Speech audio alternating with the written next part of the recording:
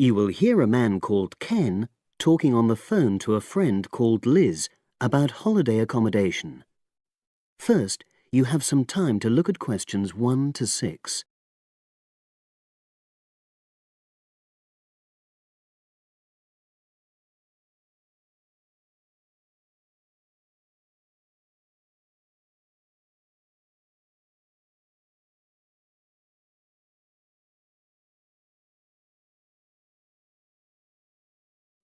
Now we shall begin.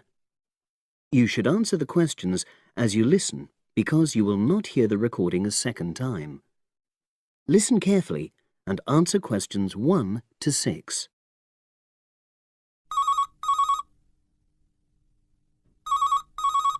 Hello. Hi Liz, it's Ken here.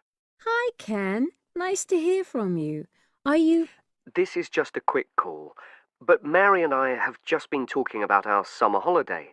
We haven't booked a place yet, and we've left it a bit late. We were just wondering if you know of any holiday rentals in your area. It's so nice there. Well, yes. I can think of 2 or 3 places that are very nice. What dates have you got in mind? The 10th of July to the 22nd of July. Oh, yes. That is quite soon, isn't it? Well, there's a place near here called Moonfleet. Is that MOONFLEET? That's right. It's quite a rural location, and it's next to the owner's house, but it's got fields all around it, so it's very pretty. Sounds okay. Can you tell me a bit more about it? Well, it's an annex to the owner's house, and it's an apartment with 2 bedrooms and an open-plan living area. Well, I like the sound of it. Is there anything we might not like about it? Well, it's quite a distance from the nearest shops, that's all. Okay. And... well, I'll tell Mary, but I don't think she'd mind that. Do you know how you book it? You have to book on the internet. There's a web address. It's www.summerhouses. One word? Yes, then .com. You'll be able to look at a photograph on that. Okay. And what about the others? Where are they? The second one I'm thinking of is called Kingfisher, and that's even more rural. It's a really beautiful location, in fact. It's by the river, and it's got nice views. It overlooks woodland on the other side. Is that an apartment? No, it's a 3-bedroomed house, and that's got a dining room as well as a separate living room and a kitchen. But I expect it's more expensive. You'll have to check the prices. It's probably a bit bigger than we need, but our nephew might be joining us. We're not sure yet. How do you book Kingfisher? You have to phone the owner directly. Shall I give you the number? I've got it here in my phone book. It's 01752 669 218. Right. Before you hear the rest of the conversation, you have some time to look at questions 7 to 10.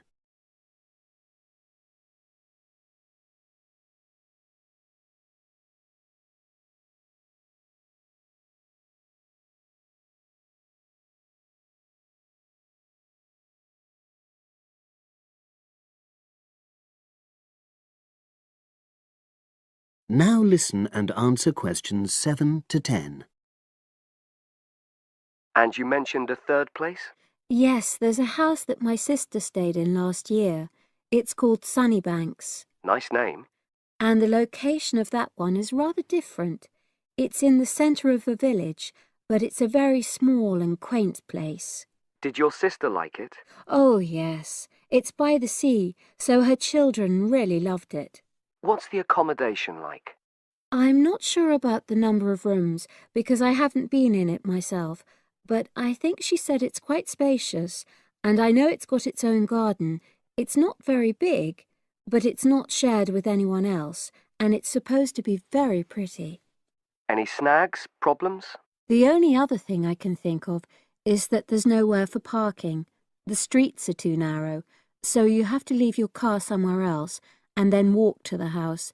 It's only about 10 minutes away, but... Okay. Well, I don't think it matters personally. How do you book it? There's an agent you have to contact.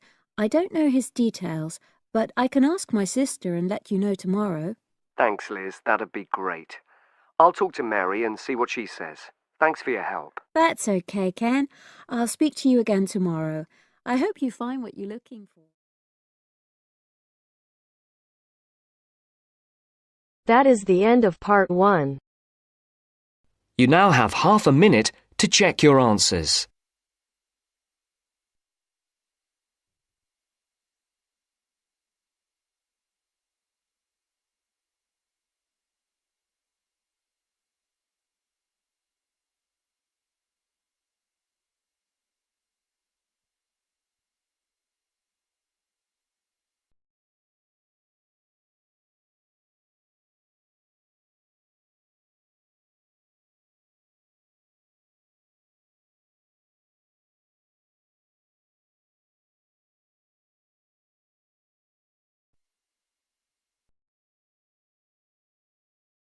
Part 2. You will hear the head teacher of a school giving a talk to parents about some new classrooms. First, you have some time to look at questions 11 to 14.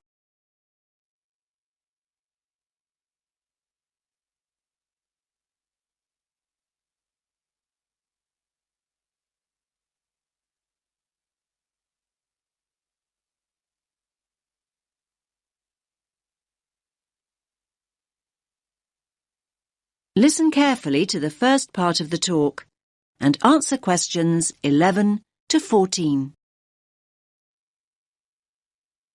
Good evening, everyone, and thanks for making it along. I know how busy you all are with term coming to an end. As you know, the aim of this meeting is to show you the plans we've got to add 2 new classrooms and how that will affect the playground. Now, I've heard that quite a few of you are worried that there'll be hardly any playground left, but I want to reassure you that that's not the case at all. I think there's been quite a lot of uninformed talk going on, and people have started worrying unduly. I certainly hope I can dispel any of your concerns this evening. Firstly, I have a plan of what the school should look like, which I'll project onto the screen. The school governors and the developers want to hear your feedback before making final decisions. Your feedback's very important. When I've gone through the plan with you, you can ask questions and we'll discuss those queries in detail. There'll be plenty of time to tell us what you think over the coming weeks. And once the plans are a little more developed, they'll be available online. There'll be a weekly update, and once the actual construction begins, you'll be able to check progress as it happens. Personally, I'm very happy with where we've got to. I knew we had to have the extra space, but I must admit I worried long and hard about what we might have to sacrifice for it. The developers have certainly convinced me that we've made the right decision. You now have some time to look at questions 15 to 20.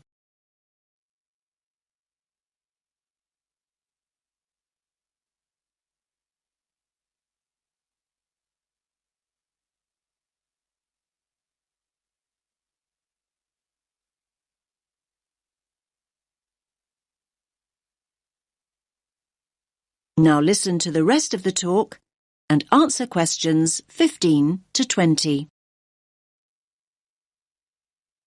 Right, can everyone see the plan now? Good.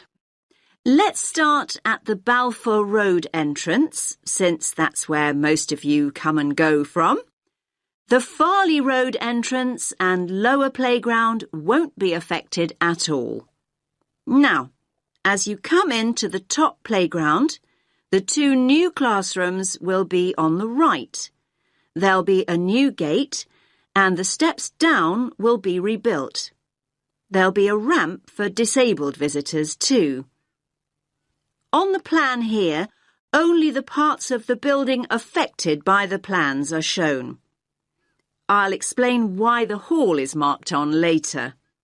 So, as I said, the new classrooms will be to the right of the entrance and, as you can see, will take up very little of the playground space. We feel the Year 6 children need their own area away from the younger children. So, this one on the left of the two rooms will be the new Year 6 classroom. As you can see, there's no direct entrance from the playground. The plan is to include a small entrance area here from the playground for coats and boots and so on. Entrance to the classroom will be from that area. There'll also be an additional entrance to the hall from this cloakroom, so children will be able to get to the hall from two different directions, from inside the main building and from the new entrance area. I hope that's clear. Now, as you all know, the hall doubles up as the cafeteria at lunchtime. One of the rumours I heard was that we're planning to dispense with the cafeteria and open up a snack bar. I can categorically state that replacing healthy school meals with a snack bar is not remotely in our thoughts. The other new classroom, that's the one with the playground entrance here, is going to be an exciting new venture for us.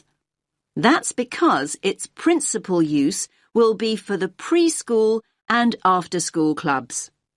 More and more parents want that facility outside school hours, and we need a dedicated space to run these activities. I think there were also worries about the nursery school, though I'm not really sure why, to be honest with you. I can tell you now that the whole area on the other side of the main school building will be totally unaffected. The nursery will continue operating as it does now. There will be a couple of smaller constructions, modernisation work really, down here on the other side of the top playground. Cycling into school is getting more and more popular, so we're replacing the old bike sheds with a brand new bicycle bay. There'll be space for 60 bikes. The children's toilets will also be modernised, and the children will be able to enter them from inside the school building rather than from the playground as they do now. There'll be brand new staff toilets in that part of the building too, I'm pleased to say. So, I hope that's at least started to allay a few fears. Take a few minutes to look at the plan that I'll get out of the way. Then I'll answer a few questions if you have any. Does that make sense to you?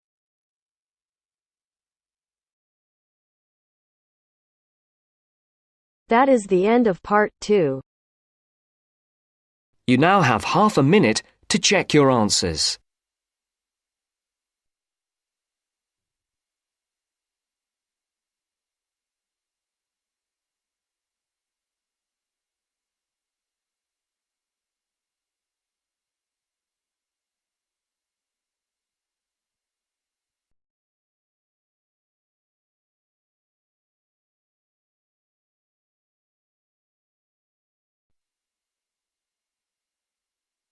Now turns to part 3.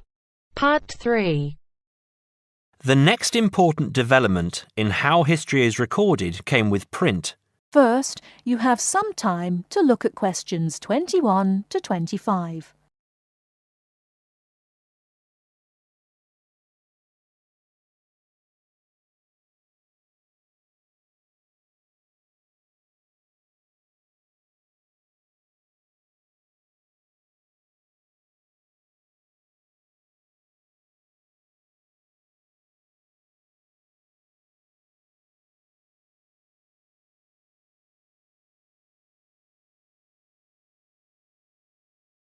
Now listen carefully and answer questions 21 to 25. The next important development in how history is recorded came with print. In the 8th century, the Chinese invented paper and woodblock printing. Remember that up to this time, very few people could read and write, and so only a very small number of people could understand written history. Suddenly, many books appeared, and many more people learnt to read. In the 14th century, the first printing press was invented in Germany. This reduced how long it took to produce books. The new printing technique quickly spread to other parts of the world. More books appeared, and even more people learnt to read. The first printed newspaper appeared in 1605, and the first daily newspaper in 1702. Now, people could read news stories soon after the event happened, and every event was recorded and stored. The problem with newspaper history is that newspaper reporters could tell the stories they wanted to tell, and not necessarily the truth. Photography was the next important development. We generally agree that photography was born in 1839. Some of the earliest photographs that the public saw were images of the American Civil War. Before you hear the rest of the talk, you have some time to look at questions 26 to 30.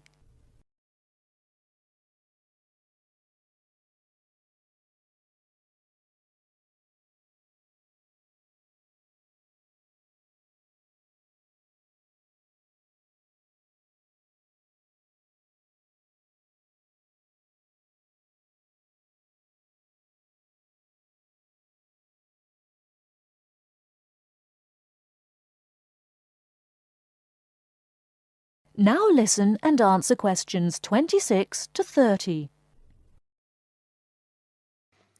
People were shocked by the photographs of dead soldiers, and for the first time saw the reality of war. By 1850, photographs appeared regularly in newspapers, and people now expected the truth. At the end of the 19th century came the first motion picture camera. Soon, history was being recorded as moving images. In the 1930s, television brought moving images into people's homes.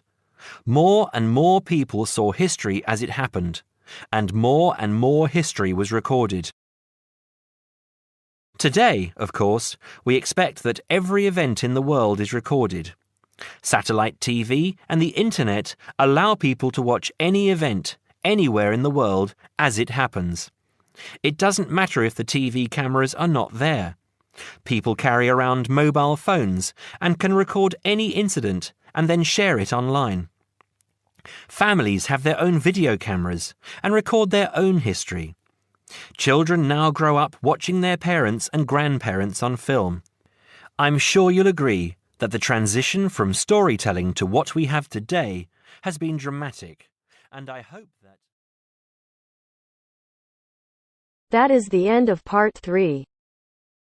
You now have half a minute to check your answers.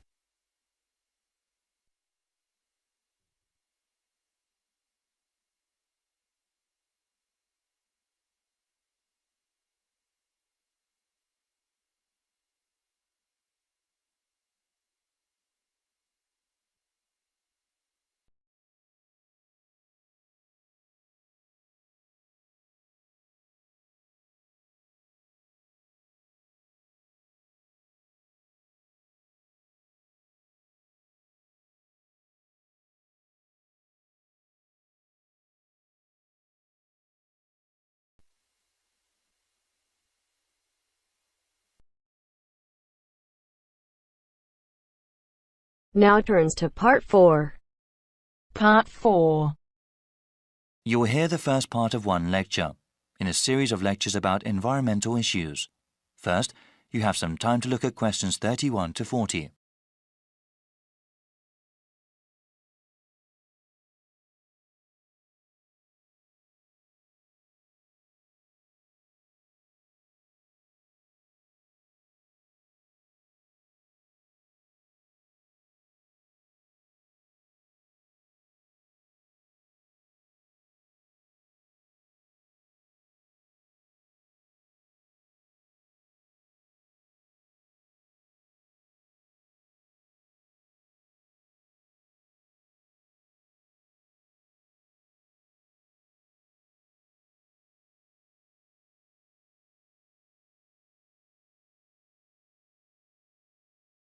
Now listen carefully and answer questions 31 to 40. In this lecture series, we have been looking at the most pressing environmental issues that the world faces. One of those issues, global warming, has become very fashionable to talk about in the past decade. Though I'm not trying to diminish its importance as a problem, it must be understood that the effects of an increasingly warm planet will not be seen for many more decades. One problem affecting the lives of people right now is the scarcity of water. The need for fresh water will only increase as the world's population grows, especially in developing countries. In the future, changing weather patterns that come with global warming will only make the problem worse. People need water to drink, cook food, shower and wash clothes. Most of the planet is covered with water, but unfortunately only a tiny percentage of it is fit for human use. Of all the water in the world, less than 3% is fresh water. More than 2/3 of that remaining percentage is locked up in glaciers in Greenland, Antarctica and elsewhere, also unavailable for human use. The water vital for life comes from lakes, rivers, underground aquifers, rain and snow. This surface water, groundwater and precipitation is not disturbed equally across the Earth's surface. For example, Canada, which has about 0.5% of the world's people, contains about 10% of the world's readily available fresh water. Brazil makes up about 3% of the world's population, but within its borders contain nearly 12% of the world's freshwater resources. As the economies of developing countries grow, the need for fresh water also grows. One example of this has to do with the production of meat. In some countries, the demand for beef increases when people earn more money. However, raising cattle is incredibly water-intensive, requiring about 15 tons of water for 1 kilogram of grain-fed beef.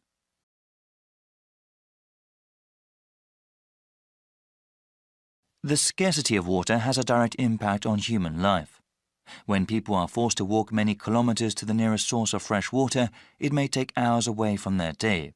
This, in turn, takes time away from school or from other productive work that helps the general economy. A number of solutions have been proposed to deal with the scarcity of water. Some of them are technological, like the construction of desalination plants. These plants convert brackish salty seawater into water fit for human use. They are very expensive to operate and maintain, though, and cannot meet the world's growing demand for water. Other kinds of solutions involve only a little technology or involve modifying individual people's habits. In a rural part of India, a village facing water shortage started collecting rainwater. A simple system allowed them to save water that fell over a large area and use it during dry periods. In the suburbs that surround the cities of developed countries, house owners are using xeriscaping techniques. The main purpose of xeriscaping, unlike traditional landscaping, is not to use supplemental irrigation. This requires the use of plants, shrubs and trees that are appropriate for the climate. In dry areas, this means planting ones that use less water. In the future, many countries will need to use a variety of these techniques in order to provide enough water for their citizens. Water security will be of utmost importance to those governments, especially in areas that are politically unstable.